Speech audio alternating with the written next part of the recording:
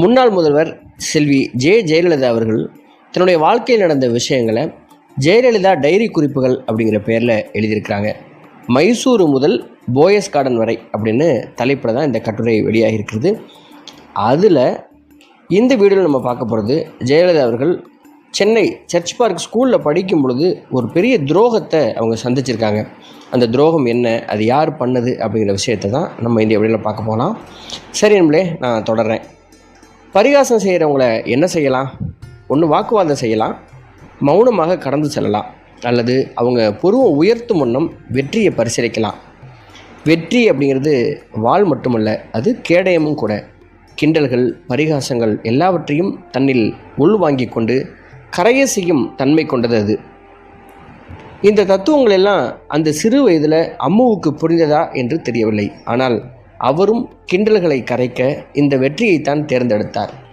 கண்ணீரை கொண்டு கவலைகளை கரைக்க முடியாது என்று ஆனபின் அவர் முன்வைத்தது வெற்றியை மட்டும்தான்.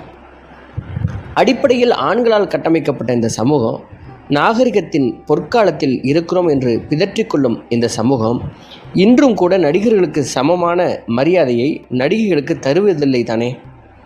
நடிகைகளை பற்றி என்ன வேண்டுமானாலும் பேசலாம் என்ற எண்ணம் தானே இன்றும் இருக்கிறது. கொஞ்சம் யோசித்து பாருங்கள்.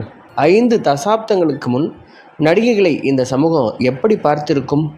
அதுவும் சிறு சிறு வேடங்களில் நடிக்கும் ஒரு பெண் குறித்து சமூக மதிப்பீடுகள் எப்படியானதாக இருந்திருக்கும்?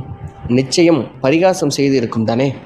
அவதூறான வார்த்தைகளை அள்ளி வீசி இருக்கும் தானே. ஆம், இது அனைத்தையும் அந்த நாட்களில் ஜெயலலிதாவின் அம்மா சந்தியா சந்தித்தார். சந்தியா மட்டுமல்ல, துரதிருஷ்டவசமாக பள்ளி நாட்களில் அம்முவும் கூட சந்தித்தார். இதை ஜெயலலிதாவே ஒரு பேட்டியில் பகிர்ந்திருக்கிறார்.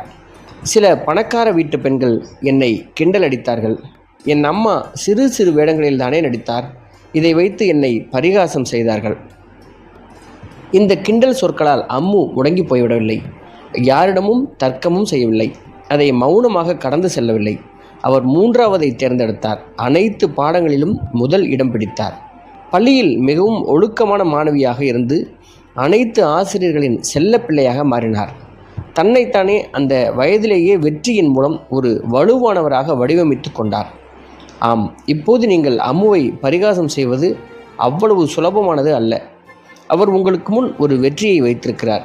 அவரை கிண்டல் செய்ய வேண்டுமானால் நீங்கள் அதை கடந்து செல்ல வேண்டும். அந்த வயதில் அவருக்கு வெற்றி மட்டும்தான் அரணாக இருந்திருக்கிறது.